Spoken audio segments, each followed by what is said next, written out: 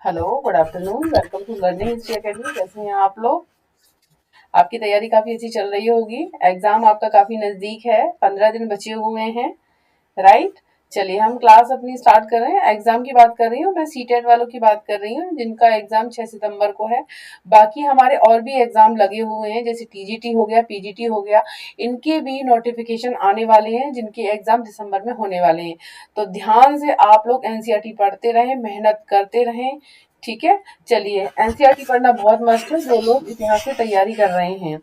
चलिए, हमारा class 6 complete हो चुका था और क्लास 7th में हम 4 चैप्टर कंप्लीट कर चुके हैं। और 5 चैप्टर हमारा स्टार्ट हो रहा है। जनजातियां, खानाबदोश और एक जगह बसे हुए समुदाय। मतलब क्या था, इनके बारे में हम कुछ पढ़ चुके थे।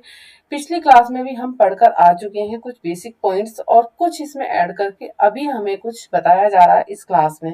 बहुत कुछ हम इस क्लास में हम जानेंगे, समझेंगे। जैसे जाति क्या होता है, टांडा क्या होता है, और इसमें बहुत सारी चीजों के बारे में हम जानेंगे और समझेंगे। जैसे क्या कलाएं थी उस समय, कैसे लोग रहते थे, क्या उनकी राजनीतिक व्यवस्था थी, क्या सामाजिक स्थिति थी। हम समझेंगे जनजातियों के और खानाबदोश के बारे में। इस चैप्टर में जो मेन पॉइंट है, हम पढ़ेंगे कुछ ऐसी जनजातियां, कुछ ऐसे खानाबदोश जो एक जगह बसे हुए समुदाय थी। ठीक है, उसके बारे में हम चर्चा करेंगे। यहाँ से काफी क्वेश्चंस बनते हैं, जनजातीय खानाबदोश से काफी क्वेश्चंस बनते हैं। वन लाइनर में काफी क्वेश्चंस आपको देखने को मिलते हैं। चलिए क्लास को स्टार्ट करते हैं। अध्याय 2 और 3 और 4 में आपने देखा कि किस प्रकार राज्यों का उत्थान और पतन हुआ। बिल्कुल सही बात है, हमने पिछली कक्षाओं में देखा था कि किस तरीके से राज्य बनते हैं और किस तरीके से उनका पतन होता है। फॉर द एग्जाम्पल, जैसे कि हमने पिछली क्लास में पढ़ा था, चैप्टर 4 में हमने पढ़ा था किस तरीके से मुगल आते हैं हमारे देश में, किस तरीके से उपमहाद्वीप में बसते हैं और किस तरीके से उनका धीरे धीरे पतन होता है। उससे पहले जो इब्राहिम लोदी थे, किस तरीके से लोदी वंश का पतन होता है और फिर मुगल वंश आते हैं। तो इसी तरीके से काफी सारे राज्य हमारे देश में आए, उन्होंने अपने वंश स्थापित किए और पतन भी हुआ। ठीक है। चलिए, इस उठापटक के बीच ही कलाओं, दस्तकारियों और उत्पादक गतिविधियों की नई किस्में शहरों और गांवों में फल फूल रही थी। कहने का मतलब, जितने सारे ये चेंजेस देखे गए। अब जब चेंजेस हमारे देश में देखे जा रहे हैं कि मतलब नए राज्यों का पतन हो रहा है और फिर नए राज्य मतलब बन रहे हैं, नए शासक बन रहे हैं, नई शासन व्यवस्थाएं बन रही हैं, कुछ शासन व्यवस्थाएं पहले से चली आ रही हैं, उन्हीं को लागू किया जा रहा है। तो उस बीच में वो लोग अपनी अपनी कलाएं भी लेकर आए, दस्तकारी भी लेकर आए, है ना, उत्पादक भी बने वो, है ना, और वो चीजें शहरों और गांवों में फूल रही थी धीरे धीरे। ठीक है, यानी कि उनका विस्तार हुआ, गांव और शहर दोनों में हुआ। लेकिन इन किस्मों का जो तरीका था वो अलग अलग था। शहर में अलग तरीका था, गांवों में अलग तरीका था। गतिविधियां दोनों तरफ थी। ठीक है। एक लंबे अंतराल में कई महत्वपूर्ण राजनीतिक, सामाजिक और आर्थिक परिवर्तन हुए। मतलब कहने का मतलब है कि ऐसे समय में बहुत सारे परिवर्तन देखे गए, जिसमें राजनीतिक परिवर्तन भी देखे गए। क्या राजनीतिक परिवर्तन देखे गए, सामाजिक परिवर्तन देखे गए और आर्थिक परिवर्तन देखे गए। जैसे कि बात हम करते हैं राजनीतिक परिवर्तन की, अगर हम बात करें तो जैसे कि राजनीतिक परिवर्तन में, जैसे हमने पिछली क्लास में हमने पढ़ा था कि बाबर आता है, बाबर ने किसको हराया था? इब्राहिम लोदी को हराया था। इब्राहिम लोदी को हराने के बाद कैसे हराया था, क्यों सफल हुआ था? क्योंकि वहां पर उसने तोपों का प्रयोग किया था। उस समय पहली बार तोपों का प्रयोग किया गया था। और कुछ ऐसी व्यवस्थाएं थी, राजनीतिक पॉलिटिक्स व्यवस्थाएं थी। ठीक है। सामाजिक व्यवस्था किस तरीके से सामाजिक व्यवस्थाएं देखी गई, बाबर के समय में किस तरीके से सामाजिक व्यवस्थाएं देखी गई, है ना, अकबर के समय कैसी व्यवस्थाएं देखी गई, इस तरीके से हमने वर्णन किया था लास्ट क्लास में। जैसे कि अकबर के समय में हमने देखा था, पढ़ा था, हमने एक पढ़ा था उनके बारे में, जो अबुल फजल, उनके जो मित्र थे, दरबारी कवि भी बोल सकते हैं, उनको बाबरनामा लिखने के लिए अकबरनामा लिखने के लिए दिया था। सॉरी, अकबरनामा लिखा था अबुल फजल ने। और अकबरनामा में ही आईने अकबरी था, जिसमें 3 पार्ट से मैंने आपको बताया था।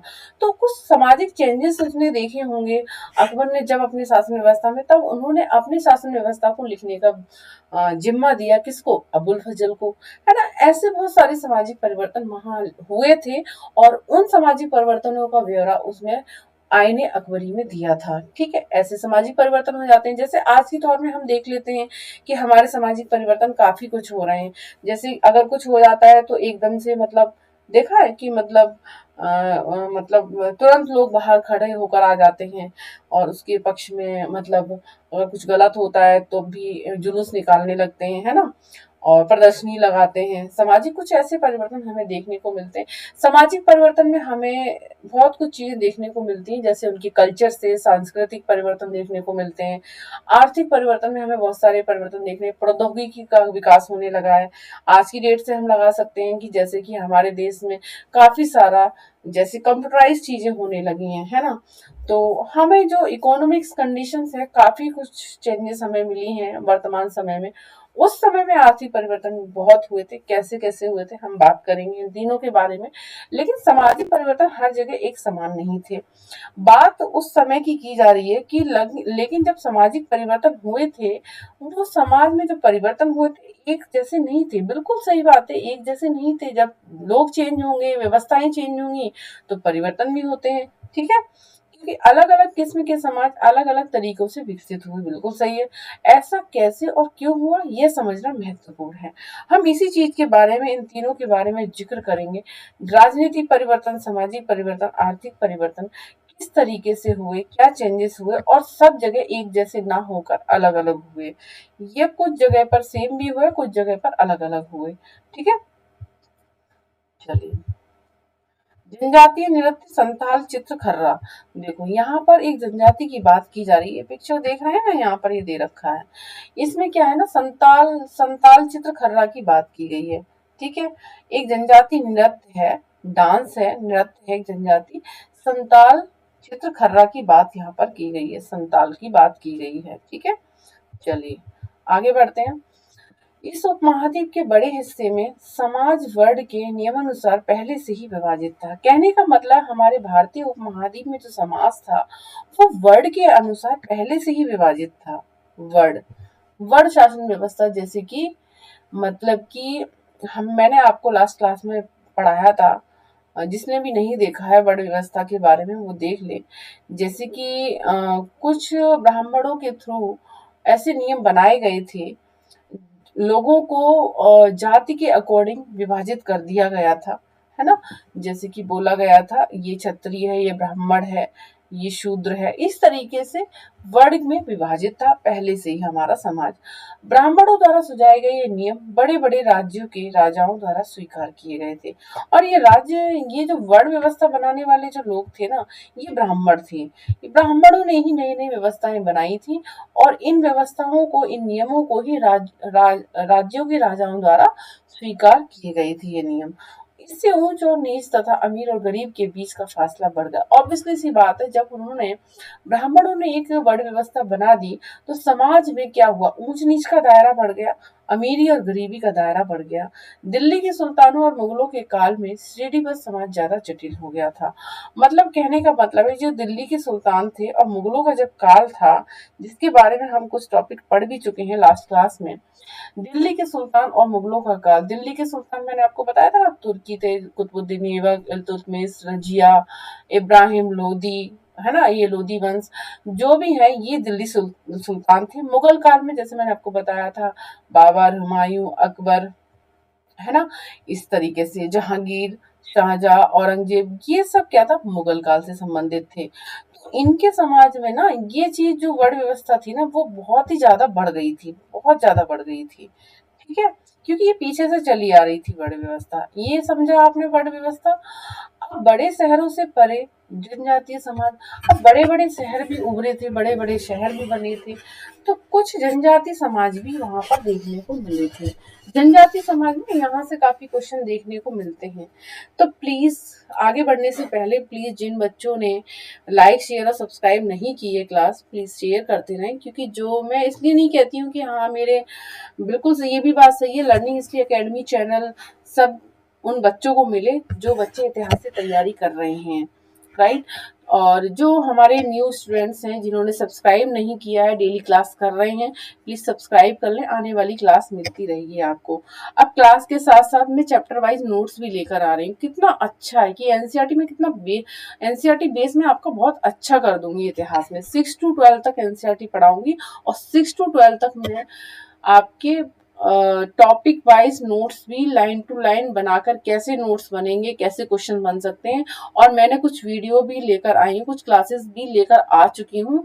वो नोट्स आप जाकर देख सकते हैं। अगर आपको बिलीव नहीं होता है कि आप नोट्स भी प्लेलिस्ट में जाकर देख सकते हैं, प्लेलिस्ट मैंने बनाई हुई है, उसमें नोट्स हैं, आप देख सकते हैं कि मैंने कितने अच्छे से नोट्स बनाए हैं, आपको बहुत ईजिली समझ में आएंगे। ठीक है, चलिए, तो प्लीज लाइक शेयर और सब्सक्राइब करते रहें, मैम को भी मोटिवेट करें जैसे मैं आप लोगों को मोटिवेट करती हूँ, और अपनी तैयारी बनाए रखें, मेहनत करें, किसी बात पर ध्यान ना दें, एक्स्ट्रा बातों पर, सिर्फ अपनी पढ़ाई पर ध्यान दें, अपने आप पर ध्यान दें। ठीक है, चलिए, बड़े शहरों से परे जनजातीय समाज। अब ये जनजातीय जो समाज है, जनजातीय समाज बहुत सारी वर्ण व्यवस्थाएं भी बनी। ठीक है, वर्ण व्यवस्था बनी जिसमें मैंने आपको बताया शूद्र थे, वैश्य थे, क्षत्रिय थे, ब्राह्मण थे। तो इसके अलावा कुछ जनजातीय समाज भी था, जनजातीय समाज भी कुछ इन्हीं की तरह था, लमसम, है ना। तो जनजातीय समाज में पढ़ते हैं हम, जनजातीय समाज जब पूरा पढ़ाऊंगी तब समझ में आएगा। अलबत्ता दूसरे तरह के समाज भी उस समय मौजूद थे। उपमहाद्वीप के कई समाज ब्राह्मणों द्वारा सुझाए गए सामाजिक नियमों और कर्म कांडों को नहीं मानते थे, और न ही वे कई असमान वर्गों में विभाजित थे। अक्सर ऐसे समाजों को जनजातियां कहा जाता है। जनजातियां क्या हैं? जनजातियों का मतलब होता है ये अपनी व्यवस्थाओं को मानते थे, अपने कल्चर को मानते थे, अपनी संस्कृति को मानते थे, अपने रीति रिवाजों को मानते थे, अपने आप में खुश रहते थे। तो जिस तरीके से वर्ण व्यवस्था बनाई गई थी ना, किसने बनाई थी? ब्राह्मणों ने बनाई थी, और राजाओं ने स्वीकार किया था उनके नियमों को। तो ब्राह्मणों द्वारा जब ये नियम बनाए गए थे, तो ये जो ब्राह्मणों के नियम थे, कर्म कांड थे, यज्ञ करना होता है, राजा जीतता है, फिर यज्ञ होता है, फिर, है ना, इस तरीके से ये ना जनजाति कर्म कांडों को नहीं मानती थी। किसके? ब्राह्मणों के नियम और कर्म कांडों को नहीं मानती थी ये जनजातियां। जनजातियां अपने में खुश रहती थी। बहुत इजीली लैंग्वेज में बता रही हूँ मैं आपको। ठीक है, इसीलिए इनका भी एक समाज है अलग से। ठीक है, आज भी जनजातियां हैं, और आज भी जनजातियां, वहां से काफी क्वेश्चंस बनते हैं। इन जनजातियों के क्या त्योहार थे, इन जनजातियों का क्या नृत्य है, इन जनजातियों का क्या रहन सहन है, इन जनजातियों का क्या खान पीन है, काफी क्वेश्चंस यहाँ से बनते हैं। बहुत इंपॉर्टेंट है हमारे लिए जनजातियां समाज के बनने वाले क्वेश्चन, राइट। प्रत्येक जनजाति के सदस्य नातेदारी के बंधन से जुड़े होते थे। कई जनजातियां खेती से अपना जीविकोपार्जन करती थी। कुछ दूसरी जनजातियों के लोग शिकार संग्राहक या, आगे देखते हैं, या पशुपालक थे। कहने का मतलब है जो जनजाति थी, जनजाति, कुछ लोग कृषि भी करते थे, कुछ व्यापारी भी थे उसमें, कुछ पशुपालक भी थे, और कुछ अपना भोजन जो शिकारों से प्राप्त करते थे। ठीक है, प्राय वे अपने निवास स्थान के प्राकृतिक संसाधनों का पूरा पूरा इस्तेमाल करने के लिए इन गतिविधियों का मिला जुला रूप अपनाते थे। ये जो जनजाति थे ना, आपस में मिलकर रहते थे। एक बाउंडेशन नहीं थी किसी भी तरह की इनमें, है ना। एक अपने आप में ना, एक मतलब ग्रुप बनाकर रहते थे। बहुत, मतलब बहुत इनमें ना एक नातेदारी व्यवस्था थी इनमें। ये ना अपने अपने सदस्य को नातेदारी बंधन से जुड़े रहते थे। क्वेश्चन बनता है कि जनजाति लोग क्या थे? जनजाति लोग अपने नातेदारी व्यवस्था से जुड़े रहते थे। ठीक है, नातेदारी संबंध थी इनमें। कुछ जनजातियां खानाबदोश भी थी। क्या थी? खानाबदोश भी थी। ये क्वेश्चंस मैं आपको पढ़ा चुकी हूँ कि खानाबदोश कौन होते हैं। खानाबदोश वो होते हैं जो एक स्थान से दूसरे स्थान पर भोजन की तलाश में इधर उधर जाते रहते हैं। ठीक है, और वे एक जगह से दूसरी जगह घूमती रहती थी। जनजातीय समूह संयुक्त रूप से भूमि और चारागाहों पर नियंत्रण रखते थे, और अपने खुद के बनाए नियमों के आधार पर परिवारों के बीच उनका बंटवारा करते थे। बिल्कुल मिलजुल के रहते थे, ये इधर उधर जाते थे तो भोजन की तलाश में है, और संयुक्त रूप से भूमि को करते थे। संयुक्त रूप से भूमि में जो भी उपज होती थी, संयुक्त रूप से जो भूमि में उपजता था, कृषि में जो मिलता था, मिलजुल कर उसे बांट कर खाते थे, और चारागाहों पर नियंत्रण रखते थे, और अपने नियमों पर, जो उनके अपने नियम थे, उन नियमों पर वो चलते थे।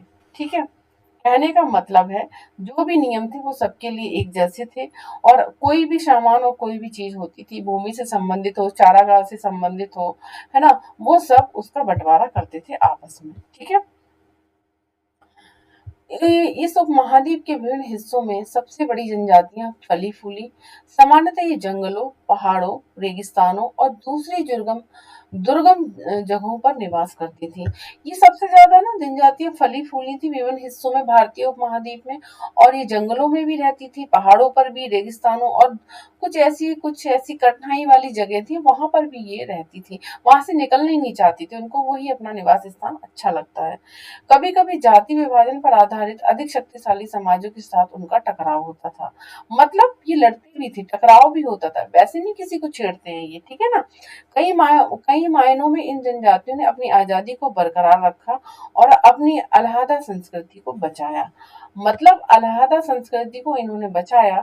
अलहदा मतलब जो इनकी संस्कृति अपनी चली आ रही है, मतलब जो शासक इनसे टकराता था, उनका टकराव इनसे होता था, युद्ध भी होता था, लड़ाइयां भी होती थी, और ये अपनी संस्कृति को बचाकर रखते थे। लेकिन जाति आधारित और जनजाति समाज दोनों अपनी विविध किस्म की जरूरतों के लिए एक दूसरे पर निर्भर भी रहते थे। कहने का मतलब है जाति आधारित जो लोग थे और जनजाति समाज, देखो यहाँ पर ये देखो क्वेश्चन देखो, जनजाति समाज और जाति आधारित समाज, जाति आधारित में जिनकी जाति बनाई गई थी वो निर्धारित की गई थी ब्राह्मणों द्वारा, वो हम जैसे लोग ही, और जनजाति समाज में बहुत जरूरतों के लिए एक दूसरे पर निर्भर भी रहे। टकराव और निर्भरता के इस संबंध ने दोनों तरह के समाजों को धीरे धीरे बदलने का काम भी किया। जब भाई टकराव होता था, हम जैसे लोग थे, है ना, जाति आधारित, जाति पर आधारित लोग, और जनजाति जो अलग से रहते थे, अपना एक समाज था, तो ये ना एक दूसरे पे, हम एक दूसरे पे निर्भर थे, एक दूसरे पे निर्भर थे। तो जब इनका टकराव होता था, टकराव के बीच जब ये एक दूसरे से मिलते थे, तो जरूरी है कि मिलेंगे तो इनकी भाषा का भी आदान प्रदान होगा, इनके विचारों का भी आदान प्रदान होगा, इनके संबंधों का भी आदान प्रदान होगा, इनके रीति रिवाजों का भी आदान प्रदान होगा। तो इस वजह से दोनों तरह के समाजों में परिवर्तन आने लगे और धीरे धीरे बदलने लगे ये समाज, ठीक है। चलिए, अब जनजातीय लोग कौन थे, कुछ ऐसा हम देख लेते हैं। जनजातीय लोग कौन थे, चलिए देखते हैं थोड़ा। सिर्फ जनजाति लोग के बारे में हम पढ़ते हैं। समकालीन इतिहासकारों और मुसाफिरों ने जनजातियों के बारे में बहुत कम जानकारी दी है। कुछ अपवादों को छोड़ दें, जनजाति लोग भी लिखित दस्तावेज नहीं रखते थे। कहने का मतलब है जनजाति लोग जो थे, जनजाति लोग थे, पढ़ना लिखना उस समय जानते नहीं थे, तो लिखित दस्तावेज नहीं था इनके पास, लेकिन समृद्ध रीति रिवाजों और वाचिक मौखिक परंपराओं का भी संरक्षण करते थे। ये परंपराएं हर नई पीढ़ी को विरासत में मिलती थी। आज के इतिहासकार जनजातियों का इतिहास लिखने के लिए इन वाचिक परंपराओं का इस्तेमाल करने लगे। कहने का मतलब ये है कि इनके पास ना लिखित कोई सामग्री नहीं थी, जैसे कि हमारे पास बहुत लिखित सामग्री मिलती है। हमारे जाति आधारित लोगों में बहुत सारी लिखित सामग्री मिलती है, जैसे कि पांडुलिपि पे बहुत सारी चीजें लिखी गई थी, अभिलेखों पे बहुत सारी चीजें लिखी गई थी, जैसे अशोक का अभिलेख था, उसपे अशोक के बारे में लिखा गया था। तो वैसे ही इनमें जो जनजाति लोग थे, इनके पास लिखित सामग्री नहीं मिली इनके बारे में, इसलिए हमें जानकारी, पिछली जानकारी बहुत कम देखने को मिलती है। लेकिन धीरे धीरे क्या हुआ, इतिहासकारों ने इनकी रीति रिवाजों, वाचिक मौखिक, मतलब जब ये बोलते हैं और एक दूसरे पीढ़ी दर पीढ़ी चली आती है ना जब, तो ये अपनी परंपराओं को संरक्षण देते थे, अपनी परंपराओं को बचा कर रखते थे। मैंने पहले ही बताया, ये अपने परंपराओं को संरक्षण देते, परंपराओं को बचा कर रखते थे, रीति रिवाजों को। इस तरह से यहाँ से जानकारी मौखिक तौर पर इतिहासकारों को इनसे जानकारी मिलती थी, राइट। जनजाति लोग भारत के लगभग हर क्षेत्र में पाए जाते थे। किसी भी एक जनजाति का इलाका और प्रभाव समय के साथ बदलता रहता था। मतलब क्या था, समय के साथ इन जातियों का क्या था, इलाका बदलता रहता था। कुछ शक्तिशाली जनजातियों का बड़े इलाकों पर नियंत्रण था। पंजाब में खोकर जनजाति 13वीं और 14वीं सदी के दौरान बहुत प्रभावशाली हो गई। मतलब धीरे धीरे जब इनमें बदलाव आए, टकराव हुए, तो फिर यहाँ पर क्या देखने को मिलता है, देखो क्वेश्चन यहाँ से कितना आसानी से बनता है। क्या होता है ना कि बच्चे पढ़कर इस लाइन को निकल जाएंगे, लेकिन यहीं से क्वेश्चन, आपने एनसीईआरटी एक बार नहीं पढ़ी होगी, एग्जाम के लिए आपने 2 से 3 से 4 बार एनसीईआरटी पढ़ी होगी, लेकिन फिर भी वहां से क्वेश्चन आते हैं और आप लगा नहीं पाते हो। उसका एक रीजन होता है, देखिए यहाँ से क्वेश्चन बन रहा है, अब जनजातियां उभरी तो पंजाब में खोकर जनजाति, अब क्वेश्चन बनेगा कि खोकर जाति खोकर जनजाति कहाँ से बिलोंग करती है? तो खोकर जनजाति जो है पंजाब से है। कहाँ से है? खोकर जनजाति पंजाब से है। और ये जाति कब हमें देखने को मिली, कब प्रभावशाली हुई? 13वीं और 14वीं शताब्दी के आसपास ये बहुत प्रभावशाली हो गई। राइट, ये नोट कर लीजिए, क्वेश्चन बनेगा यहाँ से। पंजाब में कौन सी जाति देखी गई 13वीं और 14वीं शताब्दी में? खो खोकर जनजाति देखी गई। ठीक है, चलिए बाद में गक्खर लोग ज्यादा महत्वपूर्ण हो गए। अब यहाँ पर गक्खर लोग भी थे। कौन थे? ये भी गक्खर लोग थे। ठीक है, उनकी मुखिया कमाल खान गक्खर को बादशाह अकबर ने मनसबदार बनाया था। मतलब यहाँ के जो गक्खर लोग थे ना, वो भी महत्वपूर्ण हो गए थे खोकर जनजाति के साथ। तो जो इनके मुखिया थे कमाल खान गक्खर, गक्खर लोग बहुत महत्वपूर्ण हो गए थे। भाई कोई उनका मुखिया भी होगा, ऐसे पढ़ लो, याद कर लें। गक्खर लोग थे, उनका एक मुखिया था, उसका नाम था खान गक्खर। ये देखो यहाँ पे लिखा हुआ है खान गक्खर। तो बादशाह अकबर ने इसे क्या बनाया था? मनसबदार बनाया था। बिल्कुल, मनसबदार ऐसे थोड़ी ना बना लिया होगा। मनसबदार तो बहुत स्ट्रांग लोगों को बनाया जाता था, ऐसे नहीं बनाया जाता था। तो भाई ये जनजाति कोई मामूली चीज थोड़ी नहीं होती थी, जनजाति बहुत स्ट्रांग होते थे। ठीक है, तो गक्खर लोगों में खान गक्खर को बादशाह अकबर ने क्या बनाया था? मनसबदार बनाया था। क्वेश्चन बन सकता है यहाँ से कि कमाल खान गक्खर किस वंश में मनसबदार बना था? तो अकबर के शासनकाल में मनसबदार बनाया गया था, अकबर ने बनाया था उसको। मुल्तान, और ये जो बात हो रही है ना खोकर जनजाति की, ये भी 13वीं और 14वीं शताब्दी में जब इनका मुगल वंश जब चल रहा था उस समय की ही बात है। ठीक है, मुल्तान और सिंध में मुगलों द्वारा अधीन कर लिए जाने से पहले लंगा और अरगुन लोगों का प्रभुत्व अत्यंत विस्तृत क्षेत्र पर था।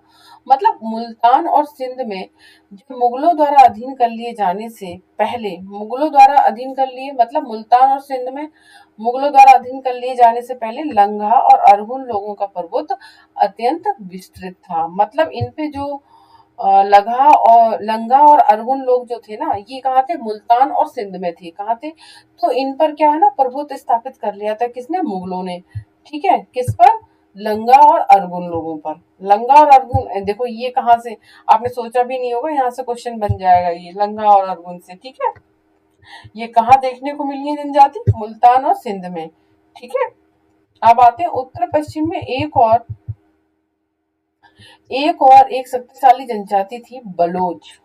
अब देखो, हमने कितनी जनजाति के बारे में पढ़ लिया। अब हमने खोकर जाति के बारे में पढ़ लिया। ठीक है, गखर के बारे में पढ़ लिया हमने। देखो इधर पीछे हमने पढ़ा था ना, देखो ये हमने पढ़ा था ना खोकर जनजाति, और किसके बारे में? गखर जनजाति। और लंगा और अरहुल लोगों के बारे में भी पढ़ा हमने। मतलब देखो ये जनजाति नोट कर लीजिए, खोकर जनजाति, लंगा और अरगुन लोग, गखर लोग। अब हमारी बारी आती है बलूच। बलोच कहाँ थे? उत्तर पश्चिम में जनजाति थी। कहाँ पर? उत्तर और पश्चिम के एरिया में बलोच जनजाति थी। ये मैप के थ्रू भी मैं समझा दूंगी कहाँ पर थी। उत्तर और पश्चिम में जनजाति बलोच देखी गई। ये लोग अलग अलग मुखियाओं वाले कई छोटे छोटे कुलों में बटे हुए थे। मतलब जो ये बलोच जनजाति थी ना, ये मुखियाओं वाले, मुखिया के जो इलाके थे वहां पर छोटे छोटे कुलों में बटे हुए थे। छोटे छोटे कुल बना रखे थे, उसमें ये रहते थे कुल बनाकर। ठीक है, कुछ लोग समुदाय बनाकर रहते थे, कुछ लोग कुल बनाकर रहते थे। पश्चिमी हिमालय में गड्डी गडरियों की जनजाति रहती थी। अब लोग, अब ये भी गड्डी भी आ गई यहाँ पे। गड्डी का मतलब गडरिया है ना। तो अभी हमने पढ़ा किसके बारे में? खोकर जनजाति पंजाब में, गखर जनजाति पंजाब में। ठीक है, मुल्तान और सिंध में हमने कुछ अरगुन जैसे लोगों को देख लिया, बलोच देख लिया हमने, उत्तर पश्चिम में देख लिया। अब हमारी बारी आती है पश्चिम हिमालय में। पश्चिम हिमालय में कौन थे? पश्चिम हिमालय, क्वेश्चन बनता है, गड्डी और गडरियों की जो जनजाति बनी थी वो कहाँ पर है? पश्चिम हिमालय में। पश्चिमी हिमालय में देखने को मिली है गड्डी और गडरिया जनजाति। ठीक है, उपमहाद्वीप के सुदूर उत्तर पूर्वी भाग पर भी नागा, अहोम, देखो नागा, अहोम और कई दूसरी जनजातियों का पूरी तरह प्रभुत्व था। देखो कितनी जारी। अब उत्तर पूर्वी भाग पर किसका वो था? प्रभुत्व था। नागा और अहोम। कहने का मतलब है नागा और अहोम जो है ना, उत्तर पूर्व की बात हो रही है, ये असम की तरफ बात हो रही है। यहाँ पर नागा और अहोम जनजाति देखी गई। ठीक है, ठीक है ना, समझ में आ रहा है ना? ऐसे क्वेश्चन बनते हैं। उत्तर पूर्व में कौन सी जनजाति देखी गई? नागा और अहोम जनजाति। गड्डी और गडरिया कहाँ देखे गए? पश्चिमी हिमालय में देखी गई। उत्तर पश्चिम में बलूच देखी गई। खोकर जनजाति कहाँ देखी गई? पंजाब में देखी गई। और सुल्तान और उसमें सिंध और मुल्तान में कौन देखे गए? आपके अरहई और ये सब देखे गए। ठीक है, चलिए मौजूदा बिहार और झारखंड के कई इलाकों में 12वीं सदी तक चेर सरदारियों का उदय हो चुका था। चेर चेर से काफी क्वेश्चंस आते हैं। देखो, चेर जनजाति, चेर सरदारियों का उदय हो चुका था। ठीक है, काफी क्वेश्चंस बनते हैं यहाँ पर। ठीक है, चेर से काफी क्वेश्चन आते हैं। देखो, कुल के बारे में हम देख लेते हैं पहले। कुल, मैंने बोला था ना ये बलोच कैसे रहते थे, कुल में विभाजित थे ये। परिवार या घरों के एक ऐसे समूह को कुल कहते हैं जो एक ही पूर्वज की संतान होने का दावा करते हैं। जनजाति संगठन प्राय नातेदारी या कुल संबंधी निष्ठा पर आधारित थे। कहने का मतलब है, कुल का मतलब होता है परिवार। ठीक है, कुल में अगर कहीं पर कुल शब्द आपको देखने को मिलता है ना, तो कुल शब्द जो होता है परिवार या घरों के एक ऐसे समूह को कहते हैं जो अपने पूर्वज की संतान होने का दावा करते हैं, मतलब एक ही कुल से थे वो। अगर बलोच जाति से हैं तो बलोच जनजाति से, तो बलोच जनजाति मिलेगी पूरे कुल में। ठीक है, और कोई जनजाति नहीं मिलेगी, बलोच ही मिलेगी। वो कहने का मतलब यहाँ पर ये है। ठीक है, और हमने देखा जनजाति, जनजाति संगठन पर नातेदारी या कुल संबंधी निष्ठा पर आधारित थे। मतलब ये ना अपनी नातेदारी व्यवस्था बनाकर चलते थे। ठीक है, कौन? जनजाति लोग। नातेदारी व्यवस्था थी इनमें, शादियां होती थी, नातेदारी बनती थी, है ना। तो ये इस पर निर्भर थे, ये इस तरीके की संबंधी निष्ठा पर आधारित थे। मौजूदा बिहार और झारखंड के कई इलाकों में 12वीं सदी तक चेर सरदारियों का उदय हो चुका था। कहाँ पर? चेर सरदारियों का कहाँ पर? 12वीं सदी में चेर सरदार शाहियों का उदय हो चुका था। कहाँ पर हो चुका था? बिहार और झारखंड के कई इलाकों में हो चुका था। कहाँ पर? बिहार झारखंड के कई इलाकों में किसका उदय हो चुका था? सरदारशाही, चेर सरदारशाहियों का उदय हो चुका था। कहाँ पर? 12वीं सदी में बिहार और झारखंड। बादशाह अकबर के प्रसिद्ध सेनापति राजा मानसिंह ने 1591 में चेर लोगों पर हमला किया और उन्हें परास्त किया। मतलब कहने का मतलब है, जो बिहार और झारखंड में जो चेर सरदार शाहियों का जो उदय हुआ था, तो जब इनका उदय होता है तो अकबर के जो प्रसिद्ध सेनापति होते हैं राजा मानसिंह। राजा मानसिंह कौन है? क्वेश्चन यहाँ से भी आ सकता है। राजा मानसिंह कौन है? सेनापति हैं किसके? अकबर के, राइट। हाँ, और इन्होंने, राजा मानसिंह ने क्या किया था? चेर जनजाति पर आक्रमण किया था और इन लोगों पर हमला किया था और इनको परास्त किया था। कब? 1591 में। ठीक है, जो चेर जनजाति, किसके बारे में बात हो रही है? चेर सरदारशाही, जो बिहार और झारखंड के कई इलाकों में जिनका उदय हुआ था, उनको हराया था। किसने? राजा मानसिंह ने, जो अकबर के प्रसिद्ध सेनापति थे, राइट। उन्हें लूट कर अच्छा खासा माल इकट्ठा किया, लेकिन वे पूरी तरह अधीन नहीं बना पाए। कहने का मतलब है, जो चेर जनजाति है ना, उनको ये क्या क्या किया, इनको अपने अधीन नहीं कर पाए राजा मानसिंह। उनसे काफी सारा माल तो लूट लिया इन्होंने, लेकिन पूरी तरीके से इनको अधीन नहीं कर पाए। औरंगजेब के समय में मुगल सेनाओं ने चेर लोगों के कई किलों पर कब्जा किया और इन जनजाति को अपना अधीनस्थ बना लिया। अब बात आती है औरंगजेब, जो कि लास्ट शासक था मुगल वंश का, औरंगजेब। ठीक है, तो औरंगजेब ने क्या किया, इन चेर लोगों ने जब बिल्कुल पूरी तरीके से काबू में नहीं आए अकबर के समय, तो इन चेर लोगों को किसने फिर किलों पर कब्जा कर लिया था? औरंगजेब के समय में। ठीक है, औरंगजेब के समय में चेर लोगों पर क्या हुआ था? इनके किलों पर कब्जा हुआ था। किसके? चेर, चेर किलों पर कब्जा हुआ था और अपने अधीनस्थ बना लिया था, यानी कि अपनी ओर मिला लिया था। इस क्षेत्र में रहने वाली महत्वपूर्ण जनजातियों में मुंडा और संताल थे, यद्यपि ये उड़ीसा और बंगाल में भी रहती थी। देखो कितना अच्छा क्वेश्चन है कि इन क्षेत्रों में रहने वाली जो महत्वपूर्ण जनजातियां थीं, वो मुंडा और संताल थी। और ये जो मुंडा और संताल है ना, 6 जनजाति, मुंडा और संताल कहाँ? ये उड़ीसा और बंगाल में भी रहती थी। ये जनजातियां कहाँ रहती थी? ये जनजातियां बिहार और झारखंड में भी देखी गई हैं। मुंडा संताल, क्वेश्चन बनता है, मुंडा और संताल बिहार और झारखंड में भी देखी गई हैं और उड़ीसा और बंगाल में भी देखने को मिली हैं मुंडा संताल।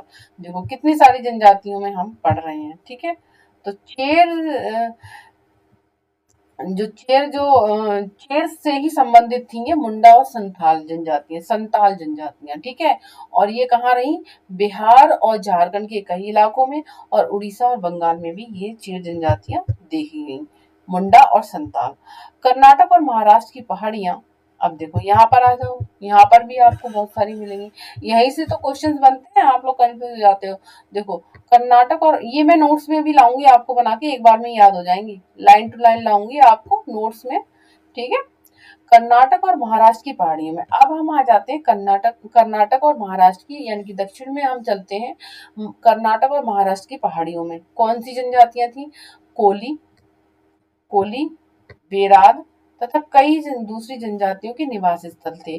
कोली लोग गुजरात के कई इलाकों में भी रहते थे। कुछ और दक्षिण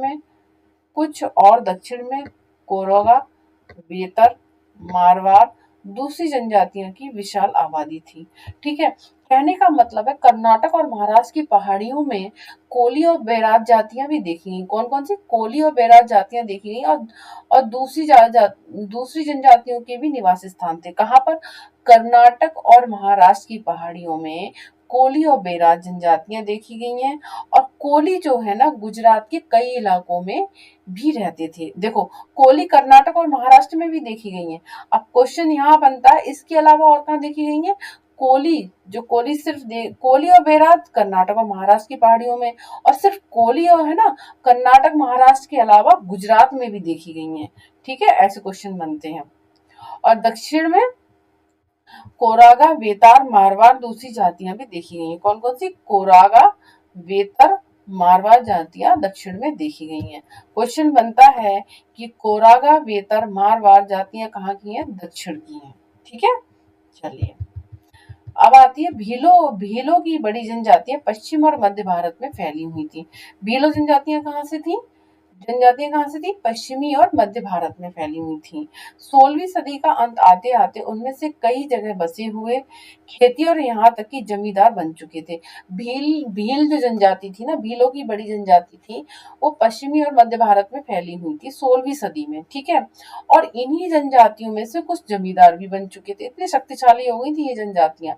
तब भी भीलों के कई कुल शिकारी संग्राहक बने रहे। मौजूदा छत्तीसगढ़, मध्य प्रदेश, महाराष्ट्र और आंध्र प्रदेश में गोंड लोग बड़ी तादाद में फैले हुए थे। कहने का मतलब है, ये जो भील जनजाति थी ना, ये पश्चिमी मध्य प्रदेश में देखी गई थी। और कुछ इनमें से इतना प्रभुत्व हो गया था इनका कि कुछ जमींदार भी बन गए थे। जब राजा के शासन में आए ये, तो कुछ जमींदार भी बन गए थे। और जमींदार बन गए थे, इसके बाद ना ये इसमें से कुछ लोग शिकारी संग्राहक भी थे, सारे ही नहीं हो गए थे जमींदार, कुछ शिकारी संग्राहक भी बने रहे जिनको पसंद नहीं था जमींदार बनना, ठीक है। और छत्तीसगढ़, मध्य प्रदेश, महाराष्ट्र और आंध्र प्रदेश में गोंड लोग भी बड़ी तादाद में फैले थे। कहाँ पर गोंड लोग? कहाँ पर थे? ये देखो, गोंड लोग है ना, गोंड लोग आपके छत्तीसगढ़, मध्य प्रदेश, महाराष्ट्र और आंध्र प्रदेश, ये चार जो राज्य हैं वहां पर गोंड लोग ना बड़ी तादाद में फैले हुए थे। छत्तीसगढ़, मध्य प्रदेश, मध्य प्रदेश, महाराष्ट्र और आंध्र प्रदेश। फिर से याद कर लीजिए, छत्तीसगढ़, छत्तीसगढ़ मध्य प्रदेश, ऐसे याद कर लीजिए। छत्तीसगढ़, मध्य प्रदेश, और मध्य प्रदेश से ही महाराष्ट्र, माँ पे ही है ना दोनों नाम, मध्य प्रदेश, महाराष्ट्र, छत्तीसगढ़, आंध्र प्रदेश, ठीक है। इसी तरीके से छत्तीसगढ़, मध्य प्रदेश, महाराष्ट्र और आंध्र प्रदेश में कौन सी जातियां थी? गोंड लोग थे, ठीक है। और भील जनजाति कहाँ पर थी? पश्चिमी और मध्य प्रदेश में, ठीक है। तो इस तरीके से मैंने जनजातियों के बारे में यहाँ तक आपको पढ़ाया।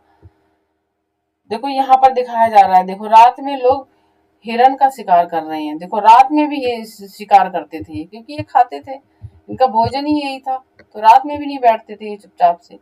तो आगे का जो हमारा टॉपिक रहेगा वो रहेगा खानाबदोश और घुमंतू लोग कैसे रहते थे, ठीक है। खानाबदोश के बारे में हमने पढ़ लिया था पिछली क्लास में, और घुमंतू लोगों के बारे में, लेकिन ये रहते कैसे थे इस पर चर्चा करेंगे हम नेक्स्ट क्लास में। तो आज हमने कई सारी जातियों के बारे में बात की। यहाँ पर कुछ मैप में हम देख लेते हैं। ये देखो, गक्खर लोग थे, देखो हमने पंजाब में, खोकर जाति पंजाब में, लंगा जनजाति, ये देखो लंगा जनजाति है ना, जो सिंध और मुल्तान में है, ठीक है। अरगुन सिंध और मुल्तान में हम पढ़ चुके हैं। भील जनजाति, ये देखो हमारे पश्चिम और मध्य प्रदेश में, ये भी पढ़ चुके हैं। गोंड जो हमने देखो अभी मैंने आपको बताया था, मध्य प्रदेश, महाराष्ट्र, आंध्र प्रदेश है ना, इसमें फैली हुई है गोंड। और ये देखो चेर, ये देखिए चेर, चेर जो जनजाति थी उसके बारे में हम पढ़ चुके हैं। चेर जनजाति, चेर जो ये थे सरदार शाही थे चेर, जो कि हमें पहले बिहार में देखने को मिलते हैं, झारखंड में इनका उदय होता है, ठीक है, लेकिन ये उड़ीसा और बंगाल में भी रहे, ठीक है। और अहोम, जैसे अहोम और नागा के बारे में भी हमने पढ़ा। ये देखो उत्तर पूर्व की जनजाति है, ये हमारी असम की तरफ है। देखो मैप में पूरी ये जनजाति, इन जनजातियों के बारे में हम पढ़ चुके हैं। भील के बारे में देखो पढ़ चुके हैं, कोली के बारे में पढ़ चुके हैं, बेराद, ठीक है, कोरोगा के बारे में हम पढ़ चुके हैं, ठीक है। ये देखो जनजातियां हैं पूरी, ये कहाँ पर है, मैप में दी हुई है। बेतार और मारवाड़ के बारे में भी देखो हम पढ़ चुके हैं, बेतार और मारवाड़, ठीक है। चलिए, अब बाकी जनजातियां, ये अभी ये जितनी भी जनजातियां मैप में दी हुई है ना, इनके सबके बारे में हम धीरे धीरे पढ़ेंगे, ठीक है। ये जनजातियों के बारे में जहां पर मेरा टिक लगा हुआ है, इनके बारे में हम पढ़ चुके हैं, कहाँ कहाँ पर है ये, ठीक है। और अगर आपको अभी क्लास नहीं, आप क्लास को एक बार समझ ना पाए तो 2 बार ऑन कर लीजिए, 3 बार ऑन कर लीजिए, आप आराम से पढ़ सकते हैं, ठीक है। कितनी भी बार पढ़ सकते हैं क्लास को खोल के, अगर कंफ्यूजन होती है। हमने कई जनजातियों के बारे में पढ़ा कि जनजाति लोग कौन थे, ठीक है।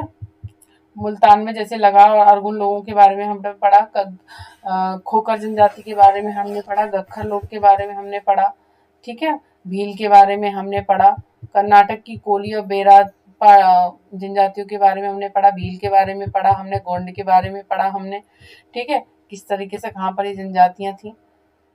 इसका कहने का मतलब ये जो जनजातियां थी अपनी रीति रिवाजों में विश्वास करती थी, नातेदारी व्यवस्था में संबंध ये बनाकर रखती थी। लेकिन कुछ धीरे धीरे जब इनसे युद्ध होता है, जाति आधारित लोगों का जनजातियों से जब युद्ध होता है, टकराते हैं, तो इनकी व्यवस्थाएं भी थोड़ी कुछ चेंज होती हैं। अभी देखो हमने कुछ पढ़ा था ना, जैसे जमींदार बन गए थे, जैसे हमने यहाँ पर पढ़ा, जैसे हमने महाराष्ट्र में पढ़ा, हमने कोली कोली के बारे में। महाराष्ट्र में हमने किसके बारे में पढ़ा, कोली बेरात के बारे में पढ़ा, है ना। जैसे हमने भील के बारे में पढ़ा, भील जनजाति जो पश्चिम में और मध्य प्रदेश में पाई गई है, जो धीरे धीरे भील जनजाति क्या थी, जमींदार बन चुकी थी, ठीक है। तो इस तरीके से धीरे धीरे ये करके ना, यहाँ पर आगे जब हम इतिहास में पढ़ेंगे तो हम देखेंगे कुछ जनजातियां थी राजा के रूप में भी उभरी थी, राजा भी बने थे, उसमें शासक बने थे कुछ जनजातियां, ठीक है। वो यहाँ पर नहीं है, आगे जब आप थोड़ा और डिटेल में जाएंगे तब मिलेगा। लेकिन सारा सब कुछ यहाँ पढ़ाना पॉसिबल नहीं होता, सिर्फ मैं एनसीईआरटी पढ़ा रही हूँ। एनसीईआरटी में क्या क्वेश्चंस आपके बनते हैं वो मैं आपको बता रही हूँ, ठीक है। चलिए, और यहाँ से बेस क्लियर होता है। देखो जनजाति के बारे में हमने पढ़ा, सिर्फ जनजाति शब्द के बारे में नहीं पढ़ा, जनजातियों के बारे में हमने पढ़ा कि कौन कौन सी जातियां थी और किस किस क्षेत्र में उभरी थी, कहाँ पे उनका प्रभुत्व था सबसे ज्यादा, ये सब हमने पढ़ा अभी। अब जनजातीय खानाक दोष क्या थे, इसके बारे में हम चर्चा करेंगे नेक्स्ट क्लास में। Thank you for watching this session. Bye bye, take care.